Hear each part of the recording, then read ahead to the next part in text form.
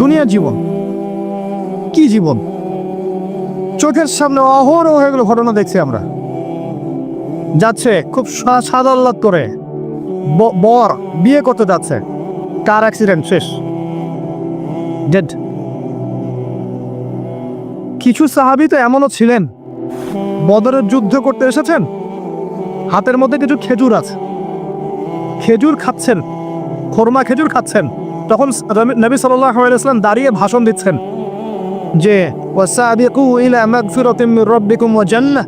ওই যে আয়াতটা আছে, তোমরা এগিয়ে চলো তোমাদের রবের ক্ষমার দিকে এবং জান্নাতের দিকে। আরদুহা কাআরদিস সামাই ওয়াল আরদ, যার প্রশস্ততা আসমান এবং জমিনের সমান। সাহাবী খেজুর খেতে খেতে খেজুরটা ফেলে দিলেন। আরেকজন সাহাবী জিজ্ঞাসা করলেন যে খেজুরটা ফেলে দিলেন কেন? তিনি বলছেন এই খেজুরগুলো খেতে অনেক সময় লেগে যাবে। নবী সাল্লাল্লাহু আলাইহি ওয়াসাল্লাম এমন কথা বলেছেন, এটা শোনার পরে আমি আর এক সেকেন্ড নষ্ট করতে যাচ্ছি না। খেজুর ফেলে দিয়ে যুদ্ধে ঝাঁপিয়ে পড়লেন, দেন শহীদ হয়ে জান্নাতে চলে গেলেন। তারাও তো মৃত্যুর স্বাদ গ্রহণ করেছেন, তাই না? আর একজন ইহুদি ব্যক্তি উহুদের যুদ্ধের দিন সকালবেলা মুসলিম হয়েছে। ইহুদিরা তো আমাদের চিরশত্রু, আপনারা জানেন। এটা জানার জন্য ডক্টরেট করার দরকার নেই, থিসিস করার দরকার নেই। প্যালেস্টাইনের দিকে দেখেন বুঝতে পারবেন, ফিলিস্তিনকে দেখেন বুঝতে পারবেন। অ্যামনেস্টি ইন্টারন্যাশনাল বলে একটা সংস্থা আছে না, এরা পর্যন্ত দেখলাম গতকালকে রিপোর্ট দিয়েছে যে বিগত এই 50-60 বছর ধরে এরা ফিলিস্তিনদের উপর যা নির্যাতন করেছে, এটা মানবতার ইতিহাসে কখনো করা নাই। যাই হোক, একজন ইহুদি যুবক সকালবেলা উহুদের মাঠে আসছেন, এসে জিজ্ঞাসা করছেন যে আমার আগে কি করা উচিত, আগে কি আমি যুদ্ধে যাব না আমি আগে মুসলিম হব? সাহাবীরা তাকে বললেন আগে কালিমা শাহাদাত পড়, তারপরে উহুদের মাঠে আসো। সে এসেছে এই কারণে যে নবী সাল্লাল্লাহু আলাইহি ওয়াসাল্লাম মদিনায় আছেন, মদিনায় আরও ইহুদিরা আছে। ইহুদিরাই আগে বলতো শেষ জামানে একজন নবী আসবেন, যার নাম হবে আহমদ। সব মিলে গেছে, তারপরেও তারা গ্রহণ করছে না। এই ছেলে সত্য চিনতে পেরেছে, সে চলে আসছে সত্যের কাছে, এসে ইসলাম কবুল করে যুদ্ধ করলো, শহীদ হয়ে গেল। নবী সাল্লাল্লাহু আলাইহি ওয়াসাল্লাম দেখলেন তার লাশটা, দেখে বলছেন এই যুবক, এই ইহুদি যুবক এখানে কি করছে? সাহাবীরা বললেন সকালবেলা মুসলিম হয়েছে, যুদ্ধ করে শহীদ হয়ে গেছে ইয়া রাসূলুল্লাহ। নবীজি বললেন সাল্লাল্লাহু আলাইহি ওয়াসাল্লাম আমিলা কলিল উজরা কাসীর, সে অল্প আমল করলো কিন্তু বিশাল পুরস্কার পেয়ে গেল। জীবন তো তাদেরও ছিল। এটা তো সশস্ত্র যুদ্ধের কথা বাদ দেন, নরমালি সুমাইয়া রাদিয়াল্লাহু আনহা, আবু জাহেল তাকে নির্যাতন করছে, তার লজ্জাস্থানে বর্ষা ঢুকিয়ে দিয়ে, চিন্তা করতে পারেন, লজ্জাস্থানে বর্ষা নিক্ষেপ করে হত্যা করলো। সুমাইয়া রাদিয়াল্লাহু আনহা দেখতে কালো বর্ণের, চেহারা সুন্দর নয়, হয়তো বা আপনার মতো সুন্দর নয়, জান্নাতে এখন হাসছে ইনশাআল্লাহ তাআলা। তার স্বামী ইয়াসের, আবু জাহেল তাকে পিটাতে মেরে ফেললো, সে মারা গেল, শহীদ হয়ে গেল।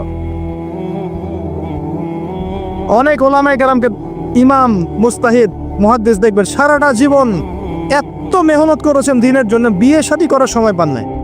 এমনও আছেন ইমাম এবং মুহাদ্দিস, জীবন তো তাদেরও ছিল।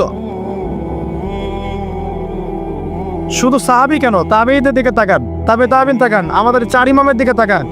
আবু হানিফা রাহিমাহুল্লাহ শেষ বয়সে জেলখানায়, কথিত আছে বিষ প্রয়োগে তাকে হত্যা করা হয়েছে। তার টাকার অভাব ছিল না, তিনি কিন্তু আমার মতো হতদরিদ্র ছিলেন না। আল্লাহ পাক তাকে সম্পদও দিয়েছিলেন, সমস্ত সম্পদ বিলিয়ে দিয়েছেন দ্বীনের জন্য। ইমাম শাফিঈ রাহিমাহুল্লাহ, তার দিকে তাকান। আহমদ বিন হাম্বল রাহিমাহুল্লাহ, তার দিকে তাকান। তাকে পিটানো হচ্ছে আর বাগদাদের রাস্তায় ঘোরানো হচ্ছে, কারণ সমাজের মানুষ ফতোয়া দিয়েছে একটা, তিনি ফতোয়া দিয়েছেন আরেকটা। ওই যে হিল্লা কথা আর ঠিকা বিবাহ নিয়ে আর কি, তিনি বলছেন ইলামু ইয়া আহলা বাগদাদ, হে বাগদাদের মানুষটা জেনে রাখো যে আমি কোশ্চিনকালেও এই প্রথাকে জায়েজ করলাম না, তোমরা চিনে রাখো যে আমার নাম আহমদ। জীবন তাদেরও ছিল। ইমাম মালিক রাহিমাহুল্লাহ, তাকে এত মার দেওয়া হয়েছিল, হাত বাঁধতে পারতেন না নামাজের মধ্যে, নামাজে হাত বাঁধতে পারতেন না। সাহাবীদের থেকে নেন, তাবেঈ থেকে নেন, তাবেঈ থেকে নেন, মুস্তাহিদ ইমাম থেকে নেন, দুনিয়ার জীবন তারাও কিন্তু ভোগ করেছেন আর আমরাও ভোগ করছি। আমাদের ভোগের সিস্টেমটা দেখেন, তাদের ভোগের সিস্টেমটা দেখেন। আমরা বাঁচছি দুনিয়ার জন্য, তারা বেঁচেছে পরকালের জন্য। আমরা দুনিয়ায় বাঁচছি দুনিয়ার জন্য, দুনিয়ার একটা চাকরি, একটা ব্যবসা, একটা পরিবার, একটা স্ট্যাটাস, বাড়ি গাড়ি, টাকা কড়ি, সম্পত্তি, এগুলোর জন্য। কিন্তু তারা বেঁচেছেন আল্লাহর জন্য, পরকালের জন্য। যে ব্যক্তি দুনিয়ার জন্য দুনিয়া করে, আল্লাহ পাক তাকে ইহকাল পরকাল দুটোই নষ্ট করে দিবে। যে ব্যক্তি পরকালের জন্য দুনিয়া করবে, আল্লাহ পাক তার দুনিয়া গুছিয়ে দিবেন, আখিরাতও গুছিয়ে দিবেন ইনশাআল্লাহ। প্রথম কথা হচ্ছে যে দুনিয়ার জীবনকে প্রাধান্য দেওয়া যাবে না। দুনিয়ার জীবনে প্রতিটা কাজ আপনি একটা উদ্দেশ্যই করবেন, সেটা হচ্ছে আল্লাহ সন্তুষ্ট। বিয়ে শাদী করেছি কেন? আল্লাহর জন্যে। পরিবার গঠন করেছি কেন? আল্লাহর জন্যে। সন্তান নিয়েছি কেন? আল্লাহর জন্যে। দিন শিখেছি কেন? ইলম শিখেছি কেন? আল্লাহর জন্যে। চাকরি কেন করি? আল্লাহর জন্যে। প্রতিটা কাজ ইবাদত হবে যদি আপনি মুহাম্মদ সাল্লাল্লাহু আলাইহি ওয়াসাল্লামের তরিকা মেনে চলেন। একটা বিষয় বোঝার বাকি আছে আমাদের, দুনিয়ার জীবনটা 1 সেকেন্ডের জীবন।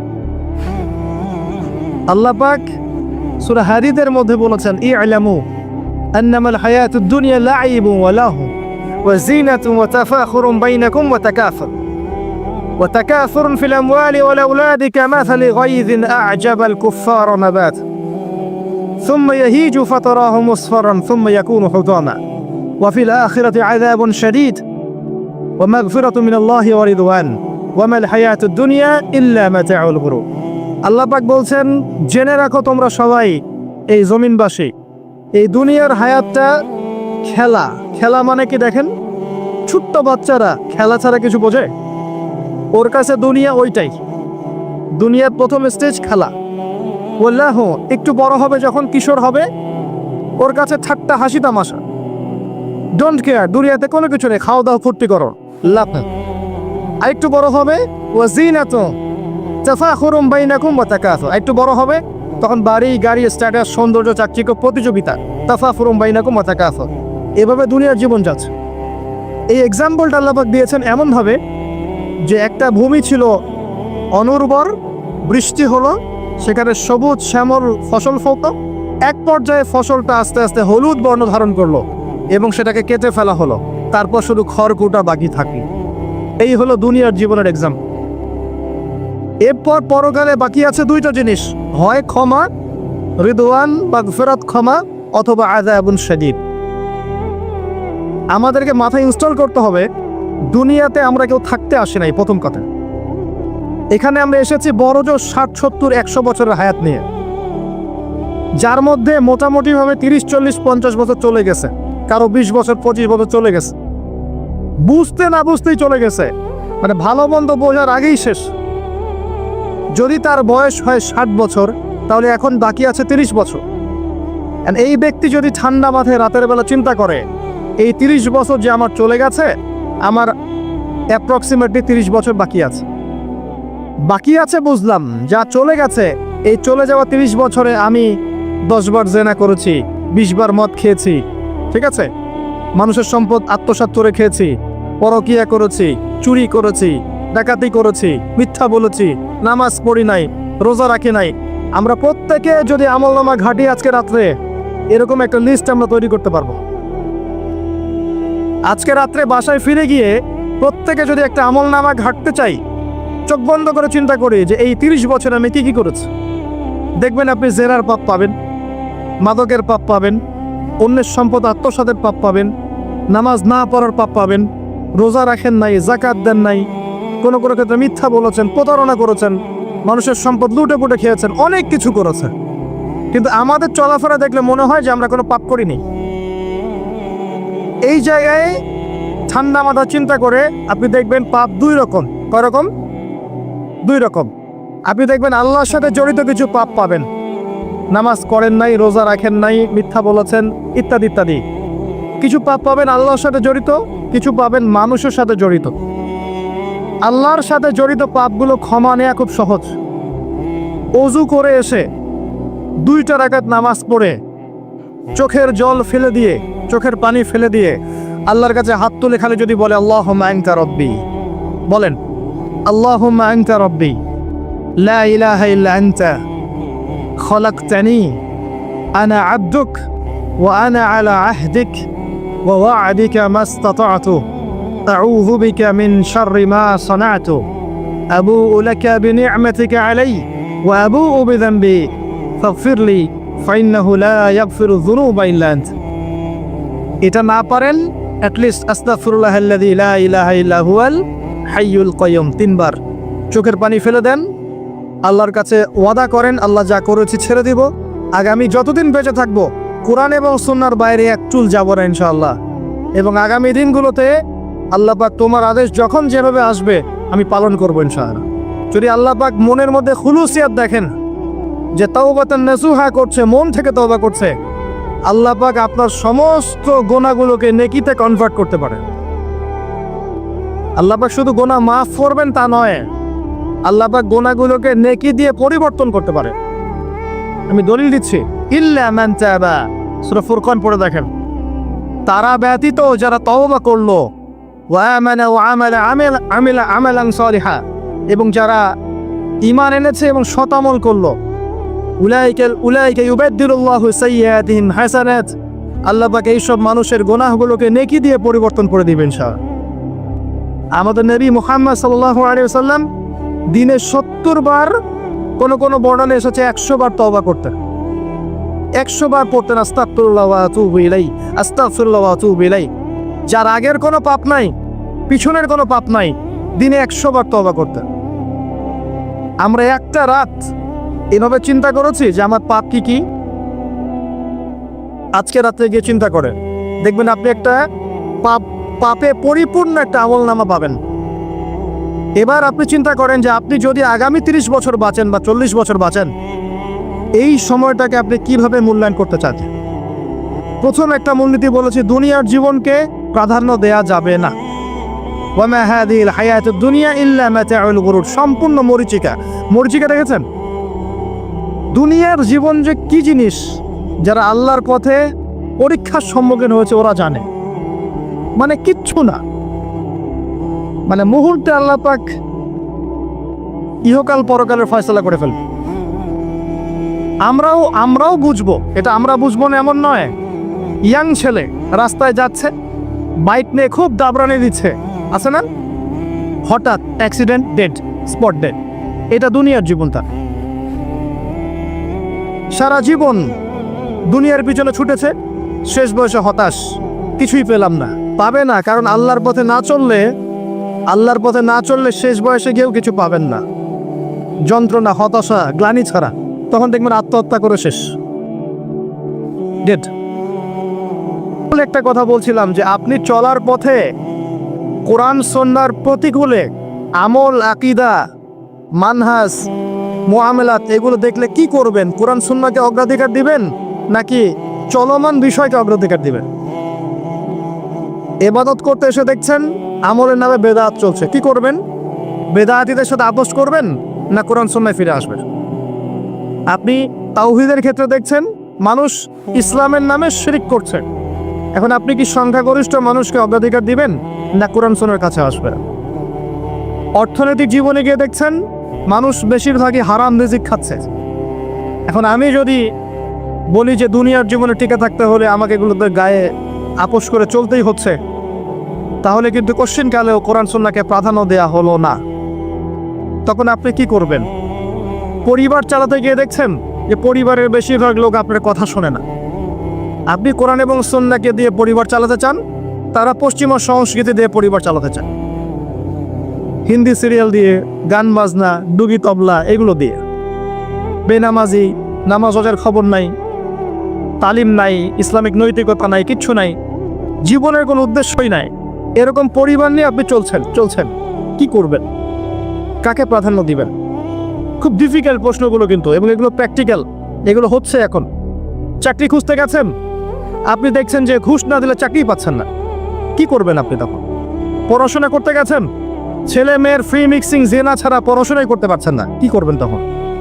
ইউনিভার্সিটিতে গেছেন, ইউনিভার্সিটি পরিবেশগুলো দেখছেন, ইসলাম কোথায় আর ইউনিভার্সিটি কোথায়, কি করবেন আপনি তখন? প্রত্যেকটা জায়গায় আপনাকে সিদ্ধান্ত নিতে হবে যে আমি প্রতিটা জায়গায় কোরআন এবং সুন্নাহর সাথে আপোষ করব নাকি চলমান এই জাহিলিয়াতের সাথে আপোষ করব, কোনটা করব? বিশ্বাস করেন, যখন আপনি মনের মধ্যে এই চেতনা লালন করতে পারবেন এবং আল্লাহ আপনাকে হেদায়েত দিবেন যে হ্যাঁ, কোরআন সুন্নাহই সমস্ত সমস্যার সমাধান এবং এর মধ্যে আল্লাহ পাক প্রতিটা বিষয়ের সলিউশন নাজিল করেছেন, আপনি মেনে নেবেন, চলবেন, তখন আপনি বাধা পাবেন, প্রচুর বাধা পাবেন। প্রথম বাধা পাবেন আপনার পরিবার থেকে, এরপরে বাধা পাবেন আপনার সমাজ থেকে, বাধা পাবেন ধর্ম নেতাদের থেকেও, পরবর্তীতে বাধা পাবেন ফেরাউন নমরুদদের থেকে। কি করবেন? ডিসিশনগুলো খুব ইম্পর্টেন্ট, কারণ মনে রাখবেন কবরে 3টা প্রশ্ন হবে। মান রব্বুক, সেই উত্তর দিতে পারবে যে পৃথিবীতে আল্লাহর সাথে শিরক করে নাই।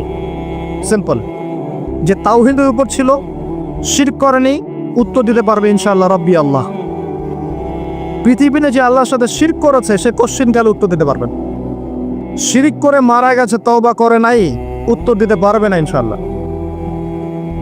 মা দীনুক, পৃথিবীতে যে দিন ইসলামকে চূড়ান্ত সত্যরূপে মেনে নেয়নি, পরিপূর্ণ দিন পালন করার চেষ্টা করে নাই, কোশ্চিনকালেও মা দীনুক উত্তর দিতে পারবে না। ইসলামকে ঠাট্টা বিদ্রুপে ছলে হাসি তামাশা গ্রহণ করেছে, সে কখন উত্তর দিতে পারবে না।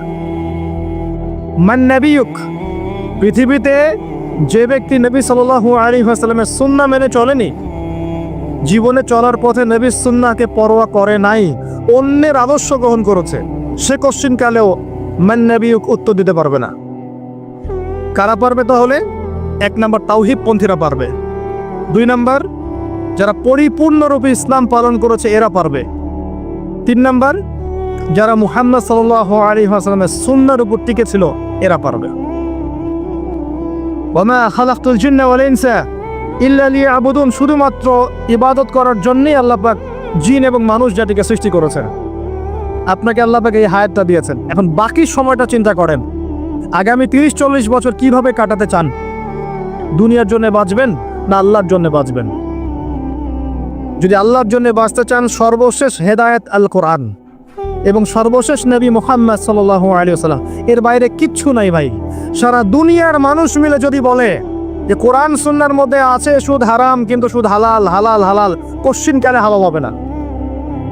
সারা দুনিয়ার মানুষ একটা মাঝে যদি এসে বলে সুদ হালাল, সুদ ভালো, কোশ্চিনকালে হালাল হয়ে যাবে না, হারামই থেকে যাবে। সারা দুনিয়ার মানুষ যদি বলে পর্দা করার দরকার নাই, এটা সেকেলে সেকেলে সেকেলে, এটা সেকেলে হয়ে যাবে না, এটা ফরজ থেকে যাবে। কিচ্ছু নাই কোরআন সুন্নাহর বাইরে, কিচ্ছু নাই। যা আছে দেখছেন বোগাস, যার কোনো ভিত্তি নাই, মানুষের মন গড়া প্রবৃত্তির অনুসরণ। এখন আপনি যখন কোরআন এবং সুন্নাহর কাছে আসতে চাইবেন, তখন কিন্তু আপনি চতুর্দিক থেকে বাধা পাবেন। এই পথ চলাটা এত সহজ হবে না। হ্যাঁ, কাদের জন্য সহজ হবে? যারা প্রোটেস্ট্যান্ট মুসলিম হবে। কি মুসলিম? প্রোটেস্ট্যান্ট মুসলিম। এটা কেমন?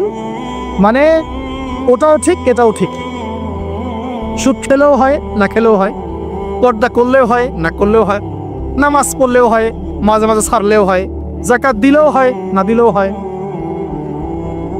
মডারেট প্রোটেস্ট্যান্ট মানে কোরআন সুন্নাহয় যা আছে এগুলো খুব কঠিন মনে হয়, এটা মৌলবাদী মনে হয়, এগুলো মানলে তো এই যুগে চলা যায় না, এগুলো ওই যুগের জন্যে, এরকম ভার্সনে যারা চিন্তা করবে তাদেরকে কষ্ট পেতে হবে না। তারা দেখবেন কষ্ট না করেই দুনিয়ার জীবন কাটিয়ে দিচ্ছে, ওদের কোনো বাধা বিপত্তি আসবে না। আপনি যখন কোরআন সুন্নাহকে আঁকড়ে থাকবেন, কেমন করে আঁকড়ে থাকবেন? মারির দাঁত দিয়ে কামড়ে থাকবেন, নবীজি বলেছেন। মারির দাঁত দিয়ে কামড়াতে বলেছেন, সামনের দাঁত দিয়ে কামড়ালে ছটতে যাবে, টান দিলে ছিঁড়ে যাবে। মারির দাঁতে কামড় দিলে, টান দিলে সহজে ছিঁড়বে না। এভাবে থাকলে আপনার মাথা আসবে। এখন আপনার সামনে দেখবেন আপনি কিছু ফিতনা এবং কিছু সলিউশন। আপনি নিয়াত করেছেন যে আপনার যে গুনাহগুলো হয়েছে এগুলো থেকে আপনি তওবা করবেন, ইনশাআল্লাহ আগামী দিনগুলো আপনি কোরআন এবং সুন্নাহ অনুসারে চলবে। এই কথার সাথে একমত আছেন তো? এখন চলতে গিয়ে দেখবেন যে আপনি কিছু স্পষ্ট বিষয় দেখতে পারবেন যেগুলোর সাথে আসলে কোরআন সুন্নাহর খুব একটা মিল পাওয়া যাবে না। আপনি দেখবেন স্পষ্ট শিরক করছে মুসলিমরা, আপনি দেখবেন স্পষ্ট বিরাট করছে, আপনি দেখবেন হারাম খাচ্ছে। মুসলিম যুবকরা মাদক, পর্নোগ্রাফি, জেনা, ফ্রি মিক্সিং, আপনার জুয়া, ক্যাসিনো, এই যে আপনার টিকটক প্রজন্ম, এগুলো নিয়ে ব্যস্ত আছে। আপনি স্পষ্ট দেখবেন মেয়েরা বেহায়ের মতো ঘুরে বেড়াচ্ছে। আপনি স্পষ্ট দেখবেন যে আপনি হালালে থাকলে চাকরি পাচ্ছেন না। আপনি স্পষ্ট দেখবেন পরিবারের লোকজন কথা শোনে না। আপনি এমনও দেখবেন ওলামায়ে কেরামের মাঝে ঐক্য নাই, এমন দেখবেন। আপনি এমনও দেখবেন যে মানুষ দিনকে দুনিয়ার বিনিময়ে বিক্রি করে দিচ্ছে। আর এমন দেখবেন যারা আপনার উপরে আছে তারা দিন সম্পর্কে তেমন কোনো জ্ঞান রাখে না। এমন জটিল পরিস্থিতিতে আপনি কি করবেন তখন? এরপরে আপনি যখন বিশ্বের দিকে তাকাবেন তখন দেখবেন বিশ্বের সমস্ত পরাশক্তিরা ঐক্যবদ্ধ ইসলামের বিরুদ্ধে। বিশ্বের সমস্ত বড় বড় পরাশক্তিরা ঐক্যবদ্ধ ইসলামের বিরুদ্ধে। দেখবেন আপনি ইসলামের কোনো খিলাফা নাই, দেখবেন কোনো ইমাম নাই, কোনো আমির নাই, কোনো জামা নাই। দেখবেন আপনি সেই রকম সলফে সালেহিনের যুগের মতো সৌর্যবীর্য, ব্যক্তিত্ব, গায়রত কিছু নেই। মনে হবে যেন আমরা দাসত্বের শৃঙ্খলা আবদ্ধ হয়ে গেছে। তখন আপনি কষ্ট পাবেন মনে মনে। আপনার মধ্যে ইমান থেকে থাকলে আপনি কষ্ট পাবেন, ভিতর থেকে কষ্ট ফিল করবেন। যদি প্যারালাইজড রোগী হয়ে থাকেন তাহলে কষ্ট ফিল করবেন না। চেতনা থাকে দিনের, কষ্ট ফিল করবেন। তখন আপনার স্ট্রাগল শুরু হবে। তখন আল্লাহ যদি আপনাকে বুঝ দেন, আল্লাহ দেখবেন আপনি কি করেন। আপনার মেধা দিয়ে আল্লাহ আপনি কি করেন, আপনার অর্থ দিয়ে আপনি কি করেন, আপনার হায়াতটা দিয়ে আপনি কি করেন, আপনার এই যে জনবল দিয়ে আপনি কি করেন, আল্লাহ আপনাকে যা দিয়েছেন তা দিয়ে আপনি দিনের জন্য কি করছেন, আল্লাহ পাক তখন দেখবেন। এই জায়গায় আমি আপনাকে কিছু সলিউশন বলছি। এটা শুধু আপনাকে বলছি তা নয়, আমি নিজেও এটা ফিল করি, লালন করি। আর আমি এমন কিছু বলবো না যা আমি নিজে আপনার জন্য পছন্দ করি না। যেটা আমি নিজের জন্য পছন্দ করি সেটাই আপনাকে বলবো। প্রথম কথা, এখানে আপনাকে গাইডেন্স দিবে আল কোরআন। এরকম সিচুয়েশনে আপনাকে পথ দেখাবে অনলি আল কোরআন, এরপর নবী সাল্লাল্লাহু আলাইহি ওয়াসাল্লামের হাদিস। এখানে আপনার দায়িত্ব আসবে প্রথমত কোরআন পড়া শিখতে হবে। প্রথম কাজটা কি ভাই? কোরআন পড়া শিখতে হবে, তেলাওয়াত শিখতেই হবে, নিয়মিত তেলাওয়াত করতে হবে। একটা দিন যাবেন আপনার জীবনে যে কোরআন তেলাওয়াত আপনি করেন না, ইনশাআল্লাহ। বেশি থেকে বেশি করবেন, বেশি থেকে বেশি। আমার পরামর্শ হচ্ছে দিনে এক পারা করে করার চেষ্টা করুন। এরপর দায়িত্ব চলে আসবে আপনার কোরআন বোঝা। আপনি কিছু অংশ মুখস্থ করবেন, হিফজ করবেন, অর্থটা বোঝার চেষ্টা করবেন, কোরআনের ভাষাটা শেখার চেষ্টা করবেন। এর সব কিছু আপনি বুঝতে পারবেন না, তখন কি করবেন? আলেম ওলামার কাছে যাবেন, তাদের সোহবতে গিয়ে পড়ে থাকবেন। যে বিষয়টা বুঝতে পারছেন না জিজ্ঞাসা করে জেনে নেবেন। ফাসআলু আহলা যিকরি ইন কুনতুম লা তা'লামুন। এরপর কোরআনের আদেশ নিষেধগুলো আপনি মেনে চলবেন নিজের পরিবারে এবং নিজের অধীনস্থদের মধ্যে। এরপরে আপনি থেমে যাবেন না। কোরআনের দাওয়াত আপনি যতটুকু জানেন এটা মানুষের কাছে প্রচার করবেন। মাদ্রাসা করবেন, মসজিদ আবাদ করবেন, বক্তব্য চালু করবেন, কোরআনের একটা রেভলিউশন ক্রিয়েট করবেন ইনশাআল্লাহ। কোরআনের জন্য আপনার জান, মাল, অর্থ বিলিয়ে দিবেন। ওই একটা ছোট্ট কাজ দেখবেন পরকালে জান্নাতে যাওয়ার ওসিলা হয়ে গেছে ইনশাআল্লাহ। তারপর আপনি সুন্নতকে পাবেন। ওই সুন্নতের উপরে আপনার 24 ঘন্টাকে সাজাবেন। দিন রাত প্রতিটা আমল আপনি সুন্নাহ অনুযায়ী করার চেষ্টা করবেন। এরপরে গিয়ে আপনার দায়িত্ব আরও বাড়বে। এরপর দায়িত্ব চলে আসবে উম্মাহ কেন্দ্রিক। আপনার তাজকিয়া অর্জন করতে হবে, আত্মশুদ্ধি। আত্মশুদ্ধি অর্জন করতে হলে সবসময় পরকালের ফিকির করতে হয়, মৌতের স্মরণ করতে হয়, বেশি বেশি কোরআন তেলাওয়াত করতে হয়, এতিমের মাথায় হাত বোলাতে হয়, আপনার সাদাকা বেশি বেশি করতে হয়, মাঝে মাঝে রোজা রাখতে হয়। এগুলো করতে থাকলে আল্লাহর জিকির বেশি বেশি করতে হয়, আল্লাহর ধ্যান করতে হয়, আল্লাহকে ডাকতে হয়, দোয়া করতে হয়, আত্মশুদ্ধি অর্জন হবে। একই সাথে আপনার অন্তর থেকে হিংসা, বিদ্বেষ, এই যে গীবত, রিয়া, অহংকার, সমালোচনা, সংস্কৃতি দূর করতে হবে। মনের মধ্যে অহংকার, হিংসা, বিদ্বেষ থাকলে আল্লাহর নূর পাওয়া যাবে না, তখন তাজকিয়া অর্জন হবে না। আমরা প্রত্যেক দিন নামাজে বলি, সবাই বলি, ইমাম, মুক্তাদি সবাই বলি, গায়রিল মাগদুবি আলাইহিম ওয়ালাদ-দাল্লিন। মনে আছে? এখানে নবীজিকে প্রশ্ন করা হচ্ছে, ইয়া রাসূলুল্লাহ, মাগদুব কারা, দল্লিন কারা? আমরা যে বলি নামাজে, আল্লাহ আমাকে মাগদুবের পথ থেকে বাঁচাও, দল্লিনের পথ থেকে বাঁচাও, ইহদিনাস সিরাতাল মুস্তাকিম, সরল পথ দেখাও। তো ইয়া রাসূলুল্লাহ সাল্লাল্লাহু আলাইহি ওয়াসাল্লাম, এই মাগদুব কারা আর দল্লিন কারা? নবীজি বলছেন, এক বাক্যে বলছেন, শোনো, আল মাগদুব হচ্ছে হুমুল ইয়াহুদি, তারা হচ্ছে ইহুদি জাতি। কারা? ইহুদিরা কোথায় আছে এখন? হ্যাঁ, নামটা পড়ে থাকবে তো। আচ্ছা, ও কিন্তু আমার শক্তিশালী, আর ওরাই কিন্তু দাজ্জালকে অনুসরণ করবে, এটা মাথায় রাখেন। আচ্ছা, আর অনেকদিন বলছি দাজ্জাল বিশ্ব শাসন করবে, মানে কি? বিশ্বের প্রত্যেকটা ডিপার্টমেন্ট শাসন করবে। বিশ্বের প্রত্যেকটা department, politics, economics, finance, world affairs, আপনার মিডিয়া, প্রযুক্তি এবং অস্ত্রশস্ত্র সব কিছু ওর নখদর্পণে থাকবে। সব কিছু না হলে সে বিশ্ব শাসন করতে পারবে না, সম্ভব না। কেউ যদি বিশ্বের অর্থনীতি নিয়ন্ত্রণ করতে না পারে, সে কি বিশ্ব শাসন করতে পারবে? এই শ্রীলঙ্কা কি বিশ্ব শাসন করতে পারবে? পাকিস্তান পারবে?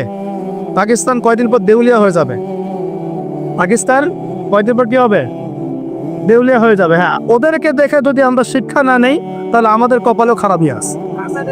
ওইটা বললাম, ওদেরকে দেখে যদি আমরা শিক্ষা না নেই, তাহলে আমাদের খরিও তো খারাপ আছে। আল্লাহ হেফাজত করুন বলি আমিন। তো যেটা বলছিলাম, বিশ্ব শাসন করতে হলে বিশ্বের সব ডিপার্টমেন্ট শাসন করতে হবে, কি হবে না? হবে। এখন আমরা সূরা ফাতিহায় পড়ি, গায়রিল মাগদুবি আলাইহিম, আল্লাহ তুমি আমাদেরকে ইহুদিদের পথ থেকে বাঁচাও। ওয়ালাদ দল্লিন, দল্লিন মানে নবীজি বলছেন হুমুন নাসারা, তারা হলো ওই নাসারা বা খ্রিস্টান জাতি যারা বলে যে আল্লাহর সন্তান আছে। বলেন হাউস, আল্লাহ পাকের সন্তান আছে? আমরা কি বলি? লাম ইয়ালিদ, তিনি কাউকে জন্ম দেননি, কারো কাছ থেকে জন্ম। কিন্তু এই যে 200-300 কোটি খ্রিস্টান বলছে যে আল্লাহর সন্তান আছে, না বুঝবি। এই জন্য ওরা দল্লিন, পথভ্রষ্ট। দল্লিন মানে কি? পথভ্রষ্ট। তো নবীজি স্পষ্ট বলছেন যে গায়রিল মাগদুবি আলাইহিম ওয়ালাদ দল্লিন। এখানে মাগদুব আর দল্লিন মানে হচ্ছে, মাগদুব হলো ইহুদিরা গজবপ্রাপ্ত, আর দল্লিন হচ্ছে নাসারা বা খ্রিস্টান। এখন আপনার সাথে আমার কথা, আপনাদের সাথে আমার কথা, আমাদের পলিটিক্স থেকে শুরু করে বাথরুমের কমোড পর্যন্ত, ঠিক আছে, আইন কানুন থেকে শুরু করে আমাদের চেহারা সুরত পর্যন্ত, আমাদের পোশাক পরিচ্ছদ থেকে শুরু করে অর্থনীতি, পরিবার, সবকিছু, এই সব কিছু ওই দুই জাতির অনুসরণে গড়ে উঠেছে।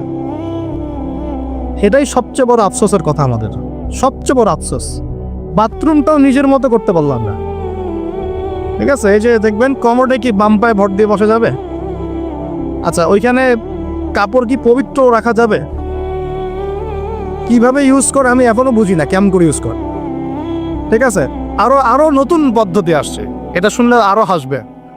বিভিন্ন জায়গায় যাওয়া হয়, আলহামদুলিল্লাহ। আল্লাহ বলেছেন সিরু ফিল আরদ, জমিনে বিচরণ করো। আল্লাহ বলেছেন কোরআনে সিরু ফিল আরদ, তোমরা জমিনে ঘুরে দেখো। ফানজুর কাইফা কানা আতিবাতুল মুকাদ্দিবিন, দেখো যে আল্লাহকে যারা মিথ্যা প্রতিপন্ন করেছে, আল্লাহর সাথে সীমালঙ্ঘন করছে, ওদের কি পরিণত হয়েছে। দেখলাম যে এখন ইংলিশ টয়লেটও গায়ে এখন দিয়ে রাখছে কিছু কিছু বাটি। কি দিয়ে রাখছে? ছোট ছোট টুকরা দিয়ে আছে প্লাস্টিকের, এবং হ্যাঁ সিনামেক্সের মনে হয়।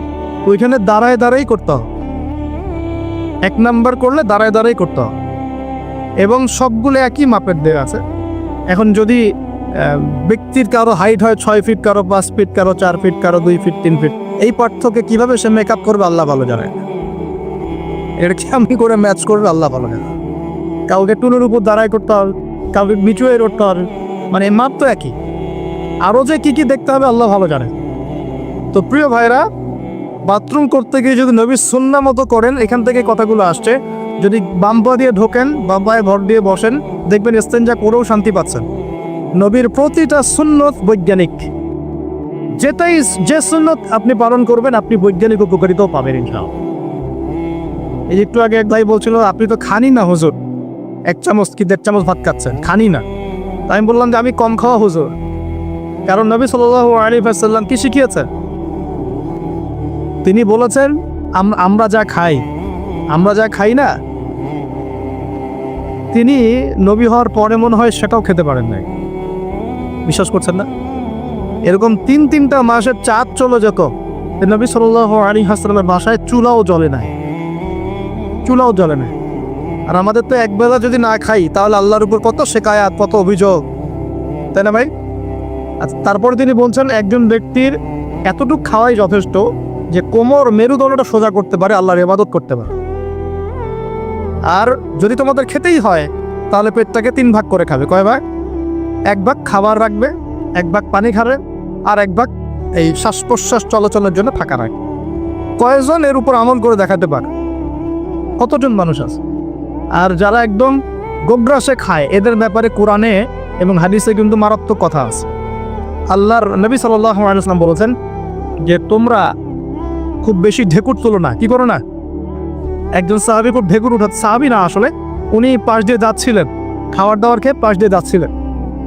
নবীজি তার ঢেকুর তোলা দেখে বলছেন যে তোমরা বেশি ঢেকুর তুলবে না, কারণ দুনিয়াতে যে ব্যক্তি বেশি পেট পুরে খাবে কাল কিয়ামতের মাঠে সে সবচেয়ে বেশি ক্ষুধার্ত থাকবে। বলেন না খাবেন আপনার নিজের পেটটাকে 3 ভাগ করবেন, 1 ভাগ খাবার, 1 ভাগ কি পানি, আর 1 ভাগ শ্বাস প্রশ্বাসের জন্য থাকা। আর এই ব্যাপারে একটা কথা বলে দেই, শেষ জামানায় কিন্তু খাবারগুলো সব করাপ্টেড হয়ে যাবে। কি হবে? খাবার ভেজাল হবে, ভেজাল। এটা দলিল সূরা কাহাফে আছে, আমি এটা ব্যাখ্যা করবো না আজকে। আছে আমি ব্যাখ্যা করবো না, শুধু ইন্ডিকেশন দিচ্ছি। 309 বছর ঘুমিয়েছিলেন আসহাবুল কাহফ। কত বছর? 309 বছর ঘুম থেকে উঠেই তারা প্রথম যে অনুভবটা করেছেন সেটা হলো তারা ক্ষুধার্ত। তারা কি ক্ষুধার্ত? দেখেন 309 বছর পর যদি আপনি ঘুম থেকে ওঠেন, আপনার কাছে এই দুনিয়াটা আজীব মনে হবে, হবে না? কিন্তু ওনারা ক্ষুধার্ত, পকেটে কিছু মুদ্রা ছিল, যেই মুদ্রাগুলোর মান 309 বছরও কমে যায় নাই। কমে গিয়েছে না। এখন আপনি আপনার মুদ্রা নিয়ে ঘুমান 300 বছর, দেখেন তারপর কি হয়। কি হবে? টাকা থাকবো না যাইবো গা? আচ্ছা, তারপরে শুনেন, এরপরে উঠেই তারা বলছে ফালিয়ানজুর আইয়ুহা আজকা তুআমা, এই মুদ্রাগুলো দিয়ে বাজারে কাউকে পাঠাও, তোমাদের 9 জন 10 জনের মধ্যে একজনকে বাজারে পাঠাও। ফালিয়ানজুর, সে যেন বাজারে গিয়ে দেখে আইয়ুহা আজকা তুআমা, কোন খাবারটা পবিত্র খাবার, ফ্রেশ খাবার। ঘুম থেকে উঠেও ফ্রেশ খাবারের দিকে তাদের নজর কেন? আর এই সূরা আপনাকে দাজ্জালের ফিতনা থেকে বাঁচাবে কেন? আর দাজ্জালের যুগেই বা সব, দাজ্জালের শাসনের যুগে সব খাবারগুলো আস্তে আস্তে ম্যানুফ্যাকচার্ড এবং ভেজাল হচ্ছে কেন? এগুলোর মধ্যে মিল আছে না? তার মানে যত জামানা শেষের দিকে যেটা থাকবে, খাবারের ভেজাল তত বাড়তে থাকবে। এই সময় আপনাকে অবশ্যই ফ্রেশ খাবার খুঁজে খুঁজে বের করতে হবে। খাবার আগে মানুষ খেত, খাবারের মধ্যেই চিকিৎসা ছিল, তাই না? রোগের আরোগ্য ছিল। এখন সেই খাবার খেয়ে মানুষ অসুস্থ হয়ে যাচ্ছে। বুঝতে পারছেন না? খাবারের মধ্যে থাকে উপাদান, ভালো উপাদান, যে উপাদানগুলো পেটের ভিতরে গেলে, শরীরে গেলে শরীরটা সুস্থ হয়। এখন সেই খাবার খেয়েই মানুষ অসুস্থ হয়ে যাচ্ছে। এটা কোন হাদিসের সাথে মিলে জানেন? আনতালিদাল আমাতু রাব্বাতুহা, দাসী তার মনিবকে জন্ম দিবে। দাসী মনিবকে জন্ম দিবে মানে হচ্ছে সমাজের ন্যায় অন্যায়, হক বাতিল, সত্য মিথ্যার মানদণ্ড উল্টে যাবে। যেটা ভালো সেটা হয়ে যাচ্ছে খারাপ, খারাপটা হচ্ছে ভালো। সমাজের সত্যবাদী ব্যক্তি হয়ে যাচ্ছে মিথ্যাবাদী, মিথ্যাবাদীকে মানুষ সত্যবাদী বলা শুরু করছে। আমানতদার ব্যক্তি হয়ে যাচ্ছে খেয়ানতকারী, খেয়ানতকার ব্যক্তিগুলো আমানতদার হয়ে যাচ্ছে। সমাজের সবচেয়ে ভালো মানুষকে মানুষ খারাপ বলছে, সবচেয়ে খারাপ মানুষকে খুব ভালো বলছে। উল্টে যাচ্ছে, খেয়াল করে দেখেন, উল্টে যাচ্ছে। বাবা এখন বাবার হাতে ছেলে মায়ের খাচ্ছে, ছেলের হাতে মা মায়ের খাচ্ছে, এরকম হচ্ছে না? যাকে একটা দায়িত্ব দিয়ে রাখবেন, এবং তোমার উপর আমি বিশ্বাস করলাম, দায়িত্ব দিলাম, সে আপনার বিশ্বাস ভঙ্গ করে রেখে দিচ্ছে। এ হচ্ছে না? বিশ্বাস উড়ে যাচ্ছে, প্রতারণা বাড়ছে। মানে কি? মানুষ আল্লাহ পাকের হালালগুলোকে হারাম করে নিচ্ছে, হারামগুলো হালাল করে নিচ্ছে। বুঝতে পারছেন না মনে হয়? হালালগুলোকে মানুষ আস্তে আস্তে হারাম করতেছে, হারামগুলোকে আস্তে আস্তে হালাল করতেছে। এটা হচ্ছে না? হচ্ছে। খুব খেয়াল করে, এখানে খাবার খেয়ে আপনার উপকার পাওয়ার কথা, খাবার খেয়ে আপনি অসুস্থ হয়ে যাচ্ছে। উল্টা হচ্ছে, উল্টা চলতেছে দুনিয়া। দুনিয়া কি চলছে? উল্টা। ছেলে পড়ছে মেয়ের পোশাক, মেয়ে পড়ছে ছেলের পোশাক।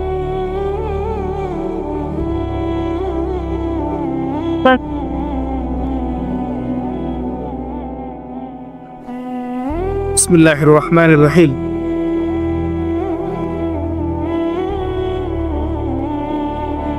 আল্লাহ পাকের শুকরিয়া আদায় করি, বলি আলহামদুলিল্লাহ। নবী সাল্লাল্লাহু আলাইহি ওয়াসাল্লামের প্রতি দরুদ পেশ করি, বলে আল্লাহুম্মা সাল্লি আলা মুহাম্মদ, আল্লাহুম্মা বারিক আলা মুহাম্মদ। সম্মানিত উপস্থিতি, যে কথা বলছিলাম, পরিবেশটা একটু রক্ষা করেন। আমরা খুব লম্বা করব না, গুছাই শেষ করছি ইনশাআল্লাহ। বসেন। আমরা যে পয়েন্টটা ছিলাম সেটা হলো যে আমরা যদি আমাদের জীবনের প্রতিটা কাজ 2টা শর্ত মেনে চলি, তাহলে প্রতিটা কাজ কি হবে বলেন? ইবাদত হবে। কি হবে? ইবাদত। শর্ত নাম্বার 1, প্রত্যেকটা কাজ করতে হবে আল্লাহর সন্তুষ্টির জন্য। কার সন্তুষ্টির জন্য? আর 2 নাম্বার, প্রত্যেকটা কাজ করতে হবে একজন ব্যক্তির আদর্শে। তার নাম কি? মুহাম্মদুর রাসূলুল্লাহ সাল্লাল্লাহু আলাইহি ওয়াসাল্লাম। এখন সব কাজ বলতে কি শুধু নামাজ, রোজা, হজ, যাকাত, না জীবনের সব কাজ? এই একটা জিনিস যদি বুঝতে পারি, আমাদের আজকের ওয়াজ সফল ইনশাআল্লাহ। আমরা আমাদের জীবনের প্রতিটা কাজ আমাদের প্রিয় নবী মুহাম্মদ রাসূলুল্লাহ সাল্লাল্লাহু আলাইহি ওয়াসাল্লামের তরিকা মতো করবো ইনশাআল্লাহ। রাজি আছেন ইনশাআল্লাহ? তাহলে এখন বলেন, 5 ওয়াক্ত নামাজ নবীর তরিকায় পড়া যাবে তো ইনশাআল্লাহ? নবীর তরিকায় নামাজ মানে ধীর স্থিরভাবে নামাজ। আমি এই তর্কে যাব না, হাত বাঁধবেন কোথায়, ঠিক আছে? ওই তর্ক সবাই করে না, ওই তর্ক সবাই করে না। এই মাসআলাগুলোকে নিয়ে যারা মুফতি আছেন তারা কথা বলেন, আমি মুফতি নই, অতএব এই মাসআলাগুলোকে নিয়ে আমি আপনাদের সাথে কোনো কথা বলছি না। আমি বলছি আপনাদেরকে, নামাজ প্রতিষ্ঠা করা, কায়েম করার মানে হচ্ছে নামাজটা হতে হবে নবীর মতো খুশু খুজুতে। খুশু খুজু কি জিনিস? নামাজটা ধীর স্থিরভাবে হবে। নামাজে কি পড়ছি সেটা বোঝার চেষ্টা করতে হবে, নামাজে কি বলছি আল্লাহর সাথে সেটা বোঝার চেষ্টা করতে হবে। নামাজে রুকুর অর্থ কি, তাসবিহ কি, সেজদায় আমি কি পড়ি, 2 সেজদার মাঝখানে দোয়ার অর্থ কি, তার সামনে দোয়া মাসুরের অর্থ কি, নামাজের সেজদায় আমি বেশি বেশি দোয়া করতে পারছি কিনা, নামাজ পড়েও আমি গুনাহ থেকে বেঁচে থাকতে পারছি কিনা, এই বিষয়গুলো বেশি ইম্পর্টেন্ট। আমি কি বুঝাতে পারছি? নামাজ ধীর স্থিরভাবে, রিল্যাক্সে, তাড়াহুড়ো নাই, বুঝে বুঝে পড়ার চেষ্টা করবে। আল্লাহ পাক তৌফিক দান। যারা নামাজ ঘড়ি ছেড়ে দেই তাদের জন্য একটা হাদিস। নবী সাল্লাল্লাহু আলাইহি ওয়াসাল্লাম বলেছেন, মান তারাকা সালাতান মুতাআম্মিদান ফাকাদ কাফা। মনে রাখবেন, নবীজি বলেছেন, কেউ যদি তার উপরে অর্পিত ফরজ নামাজ ছেড়ে দেয়, নামাজ পড়াকে জরুরি মনে করে না, ফাকাদ কাফারা, সে ব্যক্তি কুফরি করলো। বল নাউজুবিল্লাহ। নামাজকে ছাড়বো ভাই ইনশাআল্লাহ? আল্লাহ পাক এবার সবাইকে 5 ওয়াক্ত নামাজি বানিয়ে দেন বলি আমি। এবং রমজান মাস আসার আগেই নামাজের স্পিড আবার ঢুকতে হবে, পারবো ইনশাআল্লাহ? আল্লাহ আমাদের সবাইকে কবুল করুন বলি আমিন। এবং রমজান মাসে সুস্থতার সাথে রোজা রাখার তৌফিক দান করুন। হ্যাঁ, রমজানের শব্দটা যখন এসেই গেল, আর দুটো কথা বলি।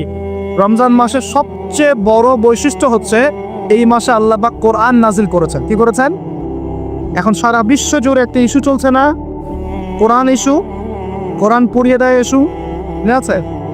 যে কোরআন পুড়িয়ে দিয়েছে, আমার দৃষ্টিতে তার চেয়ে বড় অধম সেই ব্যক্তি যে মুসলিম পরিবারে জন্মগ্রহণ করেও কোরআন তেলাওয়াত করা শেখে না।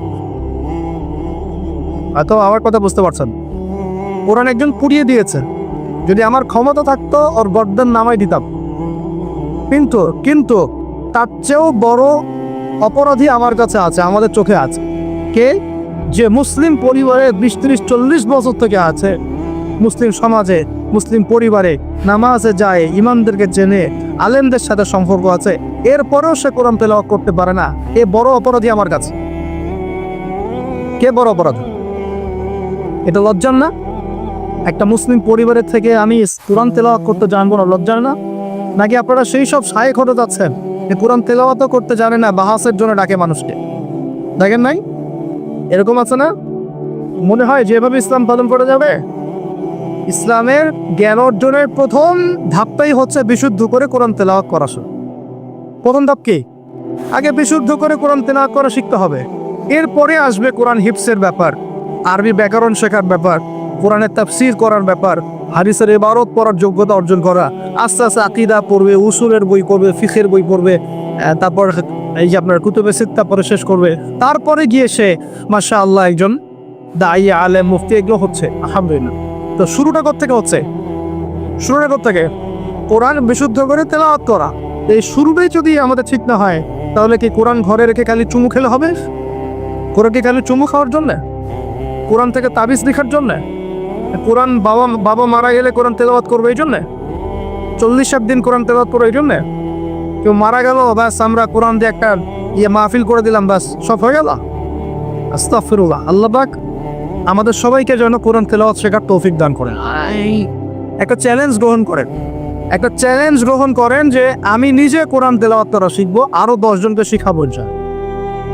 বাড়া যাবে না? এই একজন প্রত্যেকে যদি নিজে শিখি আর প্রত্যেকে যদি 10 জন করে শিখাতে পারি, শোনেন, প্রত্যেকে যদি নিজে শিখি, এবং নিজ নিজ পরিবার বা নিজের আমার আন্ডারে যাওয়া আছে, মনে করেন আপনি একজন একটা গার্মেন্টসের মালিক, আপনার আন্ডারে অনেক মানুষ চাকরি করে না, নিজে নামাজ পড়লেন, নিজে কোরআন তেলাওয়াত করা শিখলেন, আপনি যদি তাদেরকে নৈশকালীন কোরআন শেখান, সবার নেকি আপনি পাচ্ছেন না?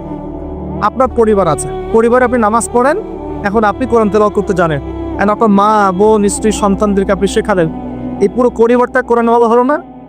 একটা সমাজের দায়িত্বশীল আমি।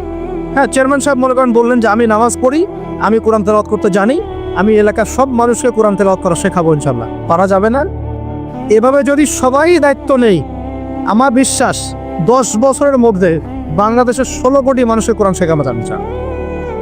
ওই দিন আর স্লোগান তুলতে হবে না, জাল কোরআনের আলো ঘরে ঘরে চাল, অটোমেটিকলি সবার ঘরে কোরআন জ্বলে যাবে। জানবে না? এই কাজটা না করে খালি স্লোগান দিলে কাজ হবে? বলেন তো কাজ হবে?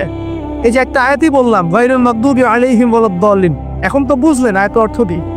আল্লাহর রাসূল আমাদেরকে বলছেন তোমরা ইহুদিদের পথ অনুসরণ করো না, তোমরা নাসারাদের পথ অনুসরণ করো না, কিন্তু বাস্তবতা হচ্ছে আমার সব ক্ষেত্রেই ওদের আদর্শই চলছে না? আপনার বিয়ে শাদী, বিয়ের আগের অনুষ্ঠান, গায়ে হলুদ, আপনার পরিবার, আপনি যে মিডিয়াগুলো দেখছেন সেই মিডিয়াগুলো, হ্যাঁ, আপনার পলিটিক্যাল সিস্টেম, সুদভিত্তিক অর্থনৈতিক সিস্টেম, তারপরে আপনার কি বলবো, দেহের পোশাক পরিচ্ছেদ, লেবাস, পোশাক, চেহারা, সুরত, সবকিছু ওদের মতো না?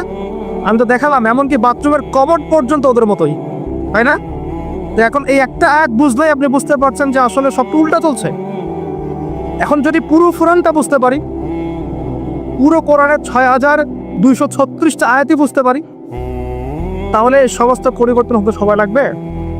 এই কারণেই তো কোরআন থেকে দূরে সরানোর জন্য এত পায়তারা চলছে। মানুষ চাচ্ছে, এক শ্রেণীর মানুষ চাচ্ছে বিশ্বের যে মুসলিমরা যেন কোরআন থেকে দূরে সরে যায়। তারা জানে যদি আমরা কোরআন থেকে দূরে সরে যাই, আমাদেরকে শাসন করা সহজ হবে। ওই পশ্চিমারা আমাদেরকে শাসন সহজেই করতে পারে, আর আমরা যদি কোরআনকে আঁকড়ে ধরি, ওদের বাপেরও ক্ষমতা নেই আমাদেরকে শাসন করি, বরং আমরা ওদেরকে শাসন করবো ইনশাআল্লাহ। আমরা করি না, মনে করছে কত বছর? 1200 বছর করেছি। কত বছর? বিশ্বাস করছেন না? ইতিহাস পড়েন, নবী সাল্লাল্লাহু আলাইহি ওয়াসাল্লামের যুগ থেকে শুরু করে এই তো 1914 সাল পর্যন্ত আমরা সারা বিশ্ব সালেম পড়েছি না। মনে হচ্ছে গাল গল্প।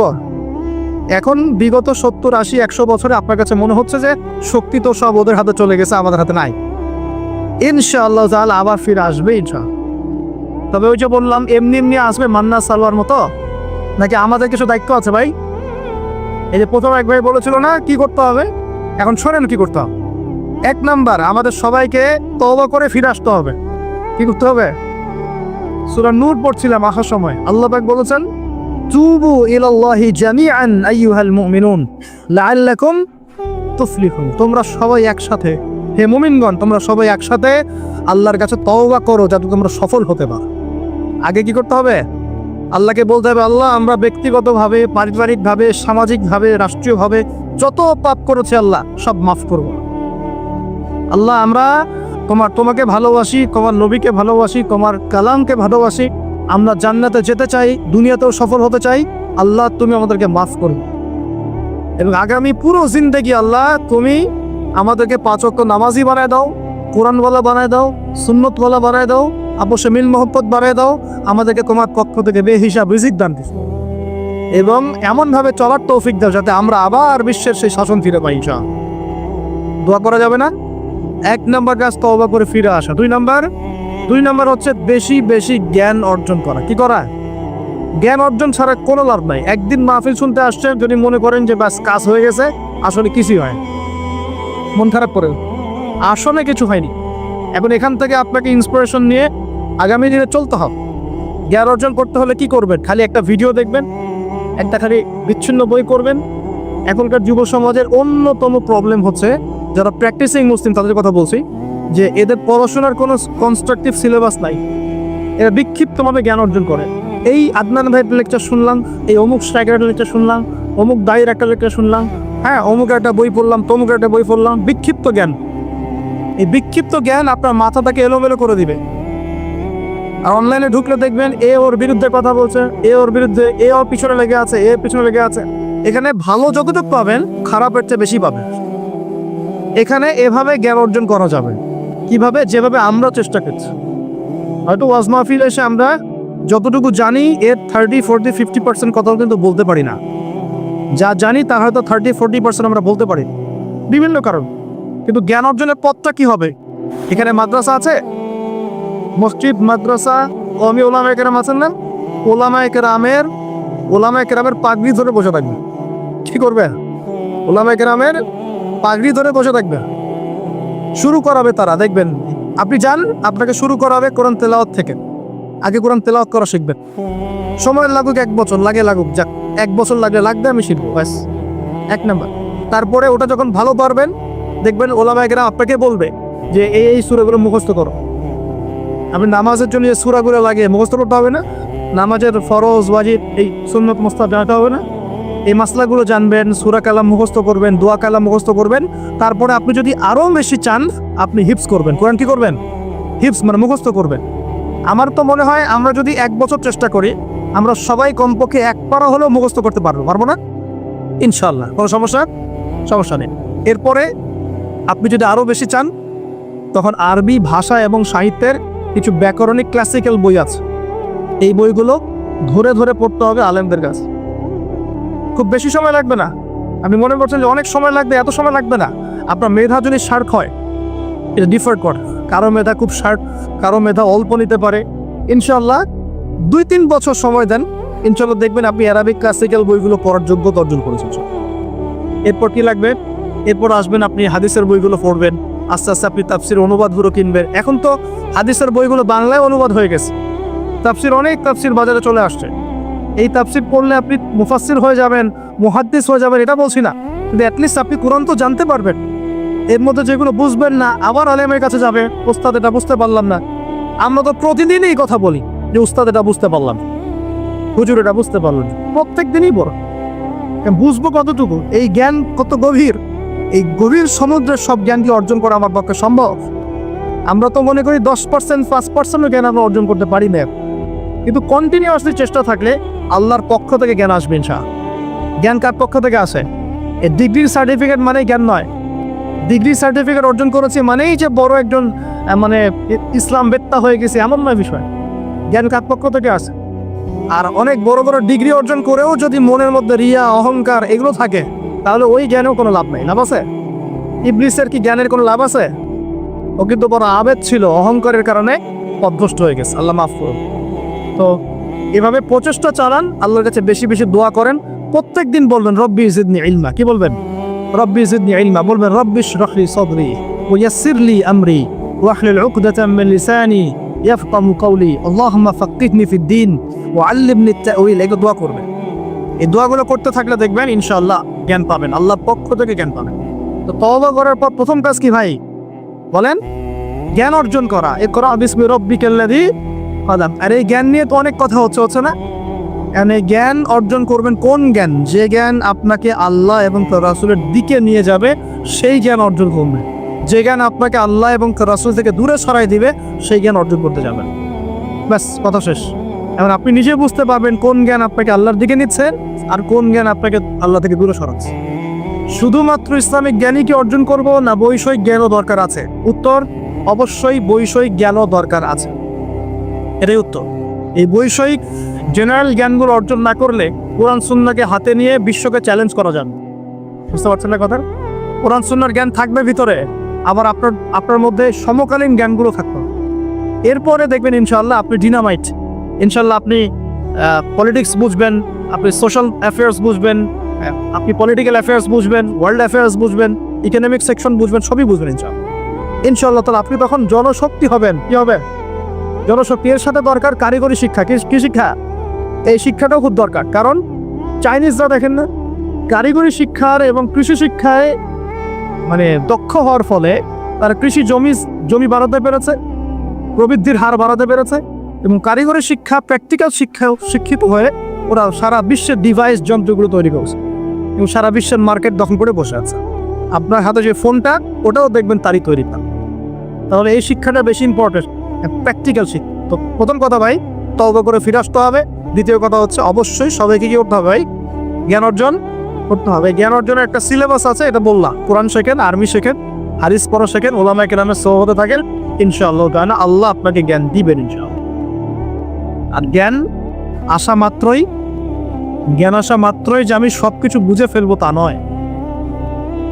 জ্ঞান অর্জন একটা ক্রমবর্ধমান সিলসিলা, দোলনা থেকে কবর পর্যন্ত শেখার কোনো শেষ আছে? আল্লাহ পাক আমাদের সবাইকে জ্ঞান অর্জন করার তৌফিক দান করুন। এরপর কি, ওই যে আল্লাহ পাক ইবাদত করতে পাঠিয়েছেন দুনিয়ায়, তাই যতটুকু জানবো ততটুকু আমল করবো ইনশাআল্লাহ। করা যাবে ইনশাআল্লাহ? যা জানি আমল করবো ইনশাআল্লাহ। জেনেছি আজকে আমি যে সুবহানাল্লাহ পড়লে 100 বার সুবহানাল্লাহ পড়লে 1000 নেকি হয়, বাস আমল করা হবে। জেনেছি আজকে কোরআনের একটা হরফ করলে 10 নেকি হয়, কোরআন তেলাওয়াত করবো ইনশাআল্লাহ। এখনই জেনেছি সূরা কাহাফের প্রথম 10 আয়াত মুখস্থ করলে আল্লাহ দাজ্জাল থেকে বাঁচাবেন, মুখস্থ করবেন। একটু আগে জানলাম ঘুমানোর আদব কি, আজকে আমল করবো ইনশাআল্লাহ। একটু আগে জানলাম ইস্তেঞ্জা করার আদব কি, আজকে আমল করবো ইনশাআল্লাহ। যা জানবো আমল করবো ইনশাআল্লাহ, করা যাবে ইনশাআল্লাহ। এবং নিজে আমল করব, সবার আগে নিজের পরিবারে প্রতিষ্ঠা করব। আগে সমাজে দোষ দিব না, আগে কোথায় দেব? আগে পরিবার। আমার পরিবারে যদি বেনামাজি থাকে আমার সন্তান সন্ততি, আর আমি নামাজের ওয়াজ করে বেড়াই, মানুষ শুনবে? আমার পরিবারে আল্লাহ না করুক যদি নিজের বউ বেপর্দায় চলে, হ্যাঁ, আর আমি যদি আসে আপনাকে পর্দার ওয়াজ করে, আপনি শুনবেন? করে দিলেও শুনবেন। এই কারণে আগে নিজের পরিবারের মধ্যে কায়েমের চেষ্টা করতে হবে। এখানে একটা কথা বলে রাখি, অনেক চেষ্টা করার পরেও কখনো কখনো পরিবারের লোকজন নাও শুনতে পারে, বুঝতে পারলেন? অনেক চেষ্টা করেছেন তারপরেও পরিবারের লোক শুনছে না, এমন হতে পারে না? নূহ আলাইহিস সালামের ক্ষেত্রে হয় নাই, লূত আলাইহিস সালামের ক্ষেত্রে হয়নি, হয়েছে। তাই বলে হতাশ হবেন না, তখন ওদের হিসাব ওরা দিবে, আপনার হিসাব আপনি দিবেন। আপনি আপনার বড় চেষ্টা করেছেন, আল্লাহ পাক তৌফিক না করুন। পরিবারে প্রতিষ্ঠা করব আমল, এরপরে আমি সমাজে দাওয়াতি কাজ করব। দুটো কাজ করব, এক আমর বিল মারুফের কাজ করব, সবাইকে সৎ কাজে আদেশ করব, সৎ কাজে আদেশ করব। আর দুই তানহাউনা আনিল মুনকার ওয়া নাহি আনিল মুনকার, এই কাজ করব, মানুষকে আমি অন্যায় থেকে নিষেধ করব ইনশাআল্লাহ। কেন? কারণ আল্লাহ পাক সূরাতুল আলী ইমরানের 110 নম্বর আয়াতে বলেছেন, কুনতুম খায়রা উম্মাহ, তোমরা হচ্ছে শ্রেষ্ঠ জাতি। তোমরা মানে আমরা, উম্মতে মুহাম্মদ। তোমাদের কাজ তিনটা। কুনতুম খায়রা উম্মাহ উখরিজাত লিন-নাস, তোমাদেরকে মানব জাতির কল্যাণের জন্য বের করা হয়েছে। তা'মুরুনা বিল মা'রুফ, তোমরা সবাই মানুষকে সৎ কাজে আদেশ করবে। ওয়া তানহাউনা আনিল মুনকার, সবাই তোমরা অসৎ কাজে নিষেধ করবে। ওয়া তু'মিনুনা বিল্লাহ, আল্লাহর প্রতি ঈমান রাখবে। এই তিনটা আমাদের কাজ। আল্লাহ পাক আমাদের সবাইকে এই আমর বিল মারুফ নাহি আনিল মুনকার এই আমল করার তৌফিক দান করুন। এগুলো শেখার জন্য তাবলীগ জামাত একটা ভালো প্ল্যাটফর্ম। ওখানে যাবেন, সময় লাগাবেন, আপনাকে সুন্নত শেখাবে, নামাজের ট্রেনিং দেওয়া হবে, নামাজ পড়া শেখাবে, আপনাকে দাওয়াত দেওয়া শেখাবে। সীমাবদ্ধতা সবার মধ্যেই আছে, তারপরেও আমাদেরকে এই ধাপগুলো অতিক্রম করেই সামনের দিকে যেতে হবে। আল্লাহ পাক তৌফিক দান। আর এটা খুবই দুঃখজনক যে এখন আমাদের এই ভাইদের মধ্যেও অনেক সময় কিছু ফিকশন দেখা যাচ্ছে। আমরা দোয়া করে আল্লাহ পাক তাদের মধ্যে এই যে বিভক্তি, আল্লাহ পাক এই বিভক্তিটাকে দূর করে দিন, আমি ঐক্যবদ্ধ আর তৌফিক দান করুন বলে আন। খুবই আফসোসের বিষয় এগুলো। আল্লাহ পাক আমাদেরকে হেফাজত করুন, বোঝার তৌফিক দান করুন। ওয়া'তাসিমু বিহাবলিল্লাহি জামিআন ওয়া লা তাফাররাকু, আল্লাহ বলছেন তোমরা সবাই আল্লাহর রজ্জু একসাথে ধরো, ঐক্যবদ্ধ হবে, দলে দলে বিভক্ত হয়েও না। এই ছোটখাটো বিষয়গুলোকে নিয়ে আমরা আস্তে আস্তে 73 দল তো কত আগেই হয়ে গেছে, এখন 73,000 দল হয়ে গেছে আল্লাহ মাফ। কিন্তু এটা আমাদের জন্য ক্ষতির কারণ নেই। এগুলোকে উস্কে দিবেন না, বরং তাদের মধ্যে মিউচুয়াল করার চেষ্টা করতে হবে। আল্লাহ পাক তৌফিক না। তো প্রিয় ভাইরা, আমরা আমর বিল মারুফ নাহি আনিল মুনকারের কাজ করব এবং পাশাপাশি পারিবারিক আদর্শ ঠিক করব, আর অবশ্যই হালাল খাওয়ার চেষ্টা করবো ইনশাআল্লাহ। নিজেদের যে প্রতিভা আল্লাহ পাক দিয়েছেন, কাউকে ক্ষমতা দিয়েছেন, কাউকে অর্থ দিয়েছেন, কাউকে বলার যোগ্যতা দিয়েছেন, কাউকে লেখার যোগ্যতা দিয়েছেন, ঠিক আছে? যাকে আল্লাহ পাক যা দিয়েছেন আল্লাহর পক্ষ থেকে, এটাকে দিনের কল্যাণে কাজে লাগানোর চেষ্টা করবো ইনশাআল্লাহ তাআলা। দেখবেন ইনশাআল্লাহ আবার সেই সোনালী দিন ফিরে আসবে ইনশাআল্লাহ, যেদিন আমরা নিজেরাও আমল করব, পরিবারও সুন্দর হবে, সমাজও সুন্দর হবে, ইসলাম এই জমিনেও বিজয় হবে ইনশাআল্লাহ, আর আখিরাতেও জান্নাতে যাবো ইনশাআল্লাহ। আল্লাহ পাক আমাদের সবাইকে এই দুনিয়াতে আসার উদ্দেশ্যটা মনে রাখার তৌফিক দান করুন। আল্লাহ বলেছেন দুনিয়ায় পাঠিয়েছি আল্লাহর ইবাদত করার জন্য, অন্য কোনো কারণে নয়। দুইটা কাজ করলে ইবাদত হবে, এক প্রতিটা কাজ আল্লাহ সন্তুষ্টির জন্য করব, দুই নবীর সুন্নাহ মতো করব। এর ফলে কি হবে? এর ফলে আমরা সেই গন্তব্য অর্জন করব যেটা সূরা আলে ইমরানের 185 নম্বর আয়াতে বলা আছে। কত নম্বর আয়াত? 185। এটাই শেষ আয়াত। আল্লাহ রাব্বুল আলামিন বলছেন কুল্লু নাফসিন যায়িকাতুল মাউত, এই কারাগারের দুনিয়ার জীবন সংক্ষিপ্ত, এখানে সমস্ত সত্তা মৃত্যুর স্বাদ গ্রহণ করবে, ঠিক আছে? এবং কিয়ামতের মাঠে তোমাদের সবাইকে জাত জাত প্রতিদান দেওয়া হবে। এবার তোমাদের গন্তব্য শোনো। ফামান যুকজিহা আনিন নার, ওই দিন যাকে জাহান্নামের আগুন থেকে বাঁচানো হবে, উদখিলাল জান্নাহ, এবং জান্নাতে ঢুকিয়ে দেওয়া হবে, ফাকাদ ফাজ, ওই ব্যক্তি হচ্ছে সফল। This is the real definition of success. কথা বুঝতে চেষ্টা করেন, এটা হচ্ছে the real and final destination and definition of success. এটা সাফল্যের সবচেয়ে সেরা এবং কি বলবো, চূড়ান্ত সাফল্যের সংজ্ঞা। এটা হলো সবচেয়ে সেরা এবং চূড়ান্ত সাফল্যের সংজ্ঞা। দুনিয়ার সাফল্যের সংজ্ঞা ঠিক না। এই বাড়ি গাড়ি টাকা করে স্ট্যাটাস ক্ষমতা, এগুলো সাফল্যের সংজ্ঞা আমরা বানিয়েছি। এগুলো সাফল্যের চূড়ান্ত সংজ্ঞা নয়। চূড়ান্ত সংজ্ঞা এই আয়াতে আছে, ফামান যুকজিহা আনিন নার, যাকে জাহান্নামের আগুন থেকে বাঁচিয়ে দেওয়া হবে, ওয়া উদখিলাল জান্নাহ, যাকে জান্নাতে ঢুকিয়ে দেওয়া হবে, ফাকাদ ফাজ, এই সফল হলো মা। কদ আফলাহাল মুমিনুন, এই যে মুমিনরা সফল হয়েছে। কথা বুঝতে পারছেন? অতএব সাফল্যের সংজ্ঞা আমাদেরকে শেখানো হয়, এটা চূড়ান্ত সংজ্ঞা নয়, ওইটাই সাফল্যের চূড়ান্ত সংজ্ঞা। পৃথিবীতে আমার অনেক ক্ষমতা আছে, জান্নাত না লাভ করতে পারলে কোনো লাভ নেই। দুনিয়াতে আমি অনেক বড় আলখাল্লা পরে আলেম টাইটেল নিয়ে বসে আছি, জান্নাতে ঢুকতে না পারলে আমি সফল। দুনিয়াতে আমাকে মানুষ অনেক বড় কিছু বলছেন, এই মুফাসসিরে কোরআন, হাবি জাবি ইত্যাদি ইত্যাদি, এগুলোর সাথে আমার কোনো সম্পর্ক নেই। আমরা তালেবে ইলম, জ্ঞানের ছাত্র, জান্নাতে ঢুকতে না পারি, এগুলো কিছুই না মাটি। দুনিয়াতে আপনাকে অনেক বড় অর্থনীতিবিদ বলা হচ্ছে, বুদ্ধিজীবী, বিশাল কিছু, আপনি একদম ক্ষমতাধর, বিশ্ব নেতা, জান্নাতে ঢুকতে না পারলে আপনি ব্যর্থ।